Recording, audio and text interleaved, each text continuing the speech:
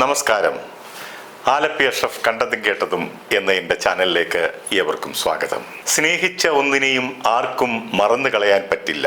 ഓർമ്മകൾക്ക് മരണമില്ലല്ലോ, അത് എന്നും നിലനിൽക്കും. ഓർത്തെടുക്കാൻ ശ്രമിച്ചാൽ അവ ഓരോന്നായി തിരികെ വരും. ആ നോട്ടം, ആ ചിരി, ആ സംസാരം, ആ വ്യക്തി മായാതെ നമ്മളിൽ തന്നെ ഇരിക്കും. അത്തരത്തിൽ മായാതെ മറയാതെ എല്ലാവരുടെയും മനസ്സിൽ നിലനിൽക്കുന്ന നടനാണ് വിവേക്. വിവേകിന്റെ സിനിമാ ജീവിത യാത്രയിലെ ഓർമ്മകളിലേക്കുള്ള തിരിഞ്ഞുനോട്ടമാകട്ടെ ഈ എപ്പിസോഡ്.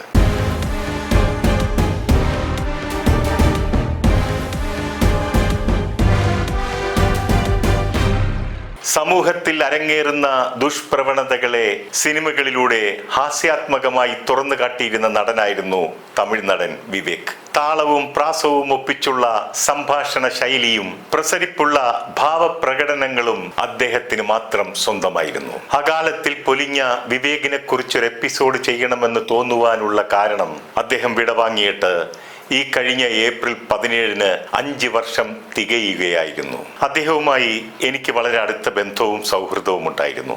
ഇൻ ഹരിഹർ നഗർ എന്ന ചിത്രം തമിഴിലേക്ക് റീമേക്ക് ചെയ്തിരുന്നു. MGR നഗറിൽ എന്ന പേരിൽ ആ ചിത്രം സംവിധാനം ചെയ്തത് ഞാനായിരുന്നു. തമിഴിലെ ഏറ്റവും പ്രശസ്ത കമ്പനിയായ Super Good Films RB Choudhary ആയിരുന്നു ആ സിനിമയുടെ നിർമ്മാതാവ്. 4 ചെറുപ്പക്കാരുടെ കഥ പറയുന്ന ആ ചിത്രത്തിൽ അശോകൻ അവതരിപ്പിച്ച തോമസ് കുട്ടി എന്ന കഥാപാത്രത്തെ MGR നഗറിൽ അവതരിപ്പിച്ചിരുന്നത് വിവേക് ആയിരുന്നു. ആ ചിത്രത്തിലൂടെ ആയിരുന്നു വിവേകും ഞാനുമായിട്ടുള്ള അടുപ്പവും സൗഹൃദവും ഉടലെടുത്തിരുന്നത്. അതിൽ നായികയായി സുകന്യയെയും ഋഷഭാവയുടെ കഥാപാത്രമായ ജോൺ ഹോനായിയായി നെപ്പോളിയനെയും തെരഞ്ഞെടുത്തതും ഞാൻ തന്നെയായിരുന്നു. ഇവരുടെ രണ്ടുപേരുടെയും രണ്ടാമത്തെ ചിത്രമായിരുന്നു അത്. ഇൻ ഹരിഹർ നഗർ എന്ന ചിത്രത്തിലെ തോമസ് കുട്ടി വിട്ടോടാ ഗോപാല പിച്ചുക്കോ എന്ന് മലയാളത്തിൽ അത് അശോകനോടാണ് പറഞ്ഞിരുന്നതെങ്കിൽ തമിഴിൽ അത് വിവേകിനോടായിരുന്നു. ടെക്നീഷ്യന്മാർ മിക്കവാറും എല്ലാവരും ക്യാമറ, എഡിറ്റിംഗ്, ആർട്ട്, മ്യൂസിക് തുടങ്ങിയവരെല്ലാം തന്നെ അതേ ചിത്രത്തിൽ ജോലി ചെയ്തിരുന്നവരായിരുന്നു. ഷൂട്ടിംഗ് നടന്നുകൊണ്ടിരിക്കുമ്പോൾ ഒരു ദിവസം രാവിലെ വിളിച്ചു പറയുന്നു, വിവേകിന് ഷൂട്ടിങ്ങിനെത്താൻ പറ്റില്ല, കാലിന് പരിക്ക് പറ്റിയിരിക്കുന്നു എന്ന്. ഞാനുടൻ തന്നെ അദ്ദേഹത്തിന്റെ വീട്ടിലെത്തി. അത് വളരെ ചെറിയൊരു ഫ്രാക്ചർ ആയിരുന്നു, പെട്ടെന്ന് ഭേദമാകുമെന്ന് അദ്ദേഹം എന്നോട് പറഞ്ഞു. ചിത്രത്തിൽ 4 ചെറുപ്പക്കാരെയും തല കീഴായി കെട്ടിത്തൂക്കിയിടുന്ന ഒരു രംഗമുണ്ടല്ലോ. കാലിൽ കയറ് കെട്ടി തല കീഴായി കെട്ടിത്തൂക്കാൻ വിവേകിന് കാലിലെ ഫ്രാക്ചർ മൂലം സാധിക്കുമായിരുന്നില്ല. മറ്റു 3 പേരുടെയും എടുത്തതിന് ശേഷം വിവേകിന്റെ ഭാഗം മാത്രം ക്യാമറ തലതിരിച്ച് ആംഗിൾ മാറ്റിയാണ് ചിത്രീകരിച്ചത്. വിവേകുമായി കൂടുതൽ അടുത്തപ്പോൾ എനിക്ക് മനസ്സിലാക്കാൻ സാധിച്ചത് സിനിമയെക്കുറിച്ച് മാത്രമല്ല, അദ്ദേഹത്തിന് സമസ്ത മേഖലകളിലും ആഴത്തിലുള്ള അറിവും ദീർഘവീക്ഷണവും ഒക്കെയുള്ള ഒരു നടനാണെന്നാണ്. കൗണ്ടമണിയും ചെന്തിലും ചേർന്ന് കോമഡി അടക്കി വാണിരുന്ന സമയത്താണ് വേറിട്ടൊരു ഹാസ്യ ശൈലിയുമായി വിവേകിന്റെ കടന്നുവരവ്. ആ സമയങ്ങളിൽ തമിഴ് സിനിമകളിൽ കോമഡി ഭാഗങ്ങൾ എഴുതുന്നതിന് മാത്രമായി പ്രത്യേക എഴുത്തുകാർ ഉണ്ടായിരുന്നു. അവർ എഴുതി കൊടുക്കുന്ന കോമഡികളായിരുന്നു കോമഡി താരങ്ങൾ കൂടുതലും അഭിനയത്തിലൂടെ പറഞ്ഞിരുന്നത്. എന്നാൽ വിവേക് ആകട്ടെ തന്റെ കഥാപാത്രത്തെ മികവുറ്റതാക്കാൻ സ്വന്തമായി ഡയലോഗുകൾ ചേർത്ത് അതിനെ കൊഴുപ്പിച്ചെടുക്കാറുണ്ടായിരുന്നു. ശക്തമായ സാമൂഹ്യ സന്ദേശങ്ങൾ അടങ്ങിയിട്ടുള്ള കോമഡികളായിരിക്കും അതെല്ലാം. ഒരു ചിത്രത്തിൽ വിവേക് ഗ്രാമത്തിൽ നിന്നും ചെന്നൈ കാണാനെത്തുന്നു. ചെന്നൈയിലുള്ള കനാല് കണ്ടപ്പോൾ അവിടെ ഇറങ്ങി കുളിച്ചു കയറുന്ന ഒരു രംഗമുണ്ട്. കുളിച്ചു കയറി വരുന്ന ആളുടെ രൂപമാകെ മാറി ഒരു ഭീകര രൂപമായിട്ടാണ് കയറി വന്നത്. ബഡ്ജറ്റ് പത്മനാഭൻ എന്ന ചിത്രത്തിൽ ഒരു മലയാളി പെണ്ണിനെ പ്രണയിക്കാനായി വരുന്നത് മലയാള ഭാഷ സംസാരിച്ചുകൊണ്ടാണ്. എന്നിട്ട് അദ്ദേഹം പറയുന്നുണ്ട്, ഒരാണ് പെണ്ണിന് വേണ്ടി, പ്രണയത്തിന് വേണ്ടി ജാതി മാറുന്നു, മതം മാറുന്നു, എന്നാൽ ഞാൻ സ്റ്റേറ്റ് തന്നെ മാറുകയാണ്. ഇനി മുതൽ എന്റെ മാതൃഭാഷ മലയാളമാണ്, എന്റെ സംസ്ഥാനം കേരളമാണ്, എന്റെ മുഖ്യമന്ത്രി EK നായനാരാണ്, എന്റെ പ്രണയം ചെമ്മീനിലെ പോലെയാണ്, മാനസ മൈനവരു എന്നാണ്. തമിഴ് മക്കളെ ഏറെ ചിരിപ്പിച്ച ഈ ഡയലോഗുകൾ അദ്ദേഹത്തിന്റെ മാത്രം സംഭാവനയാണ്. തമിഴിലെ കണ്ടുമടുത്ത കോമഡികളെ തുടച്ചു മാറ്റിക്കൊണ്ട് അവിടെ ഒരു പുതിയ പാത പണിയുകയായിരുന്നു വിവേക് ചെയ്തിരുന്നത്. അങ്ങനെ തമിഴിലെ സൂപ്പർ സ്റ്റാർ സിനിമകളിലെ ഒരു അവിഭാജ്യ ഘടകമായി മാറുകയായിരുന്നു വിവേക്. രജനി, വിജയ്, അജിത്ത്, വിക്രം, ധനുഷ്, സൂര്യ തുടങ്ങി എല്ലാ സൂപ്പർ സ്റ്റാറുകളും വിവേകിനെയും കൂടെ ചേർത്തു. ഒരു നടനായിട്ടോ കൊമേഡിയനായിട്ടോ മാത്രമല്ല, അതിനേക്കാളൊക്കെ ഉപരി നല്ലൊരു വ്യക്തി എന്ന നിലയിലും അവരുടെയൊക്കെ ഇഷ്ടവും സ്നേഹവും വിവേകിന് നൽകി. സിനിമാ ചരിത്രത്തിൽ ആദ്യമായി ഒരു കോമഡി നടൻ ഇന്ത്യൻ പ്രസിഡന്റിനെ ഇന്റർവ്യൂ ചെയ്യുന്നത് അത് വിവേകിന് മാത്രം വീണ് കിട്ടിയ ഭാഗ്യമാണ്. APJ Abdul Kalam Indian president ആയിരിക്കുമ്പോൾ സൺ ടിവിക്ക് വേണ്ടി അദ്ദേഹത്തെ ഇന്റർവ്യൂ ചെയ്തത് വിവേകായിരുന്നു. ഈ അഭിമുഖത്തിന് വഴിയൊരുങ്ങാനുള്ള കാരണം APJ അബ്ദുൽ കലാം വിവേകിന്റെ കടുത്ത ഒരു ആരാധകനായിരുന്നു. അബ്ദുൽ കലാം ഏറെ വിനയത്തോടെയും സ്നേഹത്തോടെയുമായിരുന്നു വിവേകിന്റെ ഓരോ ചോദ്യത്തിനും മറുപടി നൽകിയിരുന്നത്.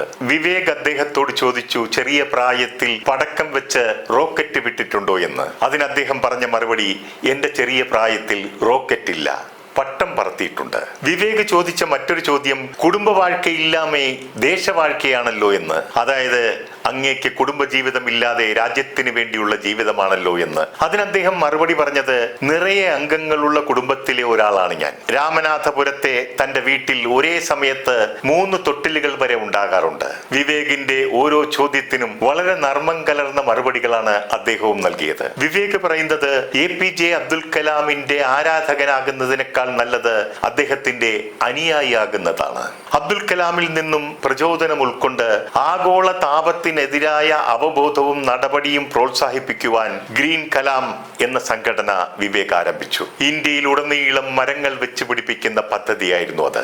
ആദ്യഘട്ടത്തിൽ 3 മാസത്തിനുള്ളിൽ 20 ലക്ഷത്തോളം മരങ്ങൾ വെച്ച് പിടിപ്പിക്കാൻ അദ്ദേഹം സ്പോൺസർ ചെയ്തു. അതോടൊപ്പം തന്നെ പ്ലാസ്റ്റിക് മാലിന്യരഹിത ക്യാമ്പയിൻ അംബാസഡറുമായി. ഒരു നടന്റെ സാമൂഹ്യ പ്രതിബദ്ധതയാണ് ഇതിലൂടെ നാം കാണേണ്ടത്. കോമഡി ചെയ്യുന്ന നടന്മാരെ കോമാളികളായി ചിത്രീകരിക്കേണ്ടതുണ്ടോ? കോമഡി തൊഴിലായി സ്വീകരിച്ച് ജീവിക്കുന്നവരെ കോമാളി എന്ന് വിളിച്ചാക്ഷേപിക്കുന്നവർക്കുള്ള ഒരു പാഠപുസ്തകമാണ് വിവേകിന്റെ ജീവിതം. ഇത്തരത്തിലുള്ള മാതൃകാപരമായ പ്രവൃത്തികളും സമീപനങ്ങളും ഒക്കെ നമ്മുടെ പിഷാരടിയിൽ നിന്നും ഭാവിയിൽ നമുക്ക് പ്രതീക്ഷിക്കാം. സിനിമാ സംവിധായകരെ ക്യാപ്റ്റൻ ഓഫ് ദ ഷിപ്പ് എന്ന് വിളിക്കുന്നതിനെ കുറിച്ച് വിവേക് പറയുന്നത്, എല്ലാവരെയും രക്ഷപ്പെടുത്തിയിട്ട് അവസാനം രക്ഷപ്പെടുന്ന ആളാണ് ഡയറക്ടർ. പടം ഓടിയാൽ ഹീറോയും ഹീറോയിനും മറ്റ് ടെക്നീഷ്യന്മാരും ഒക്കെ രക്ഷപ്പെട്ട് പല വഴിക്കങ്ങ് പോകും. പടം പൊളിഞ്ഞാൽ എല്ലാ ഉത്തരവാദിത്തങ്ങളും ഡയറക്ടറുടെ തലയിൽ വന്ന് വീഴും. ചെറിയ പണം മുടക്കി പടമെടുത്ത് വിജയിപ്പിക്കുന്നവരെ പ്രോത്സാഹിപ്പിക്കുന്ന ആളായിരുന്നു വിവേക്. 100 കോടി മുടക്കി 120 കോടി നേടുന്നതിനേക്കാൾ ലാഭം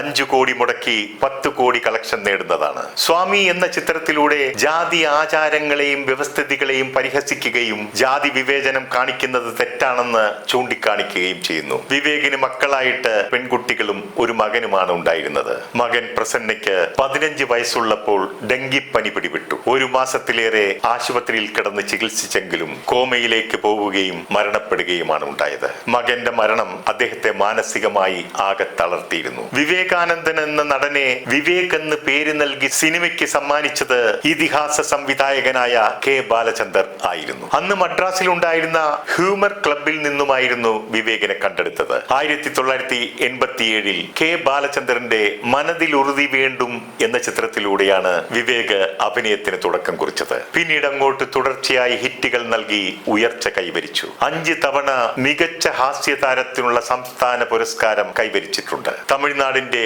ഉന്നത പുരസ്കാരമായ കലൈമാമണി പട്ടവും ലഭിച്ചിട്ടുണ്ട്. 2009 അദ്ദേഹത്തെ രാഷ്ട്രം പത്മശ്രീ പുരസ്കാരം നൽകി ആദരിക്കുകയും ചെയ്തിരുന്നു. 2021 ഏപ്രിൽ 16 ഷൂട്ടിംഗ് ലൊക്കേഷനിൽ അദ്ദേഹം കുഴഞ്ഞു വീണു. ഉടൻ തന്നെ ആശുപത്രിയിൽ എത്തിച്ചു. ശ്വാസതടസ്സവും നെഞ്ചുവേദനയും വർദ്ധിക്കുകയും തുടർന്ന് ബോധരഹിതനാവുകയും ചെയ്തു. തലേ ദിവസം അദ്ദേഹം COVID-19 കുത്തിവെപ്പെടുത്തിരുന്നു. പെട്ടെന്നുള്ള കുഴഞ്ഞു വീഴലിനും മരണത്തിനും കാരണമായത് ഇതാണെന്നുള്ള പ്രചരണം അന്ന് വ്യാപകമായി നടന്നിരുന്നു. എന്നാൽ ഹാർട്ടിലുണ്ടായ 100% വരുന്ന ബ്ലോക്ക് മൂലം ഹൃദയാഘാതം സംഭവിച്ചു എന്നാണ് ഡോക്ടർമാർ വിലയിരുത്തിയത്. 2021 ഏപ്രിൽ 17 ആ വിവേകിയായ കോമഡിയുടെ രാജാവ്, എല്ലാവരെയും പൊട്ടിച്ചിരിപ്പിച്ച ആ നല്ല മനുഷ്യൻ എല്ലാവരെയും പൊട്ടിക്കരയിച്ചുകൊണ്ട് അകാലത്തിൽ പൊലിയുകയാണ് ഉണ്ടായത്. അദ്ദേഹത്തിന്റെ പേര് നിലനിർത്തുന്നതിലേക്ക് അദ്ദേഹം താമസിച്ചിരുന്ന തെരുവിന്റെ പേര് ചിന്നക്കലൈവനാർ വിവേക് റോഡ് എന്ന് തമിഴ്നാട് സർക്കാർ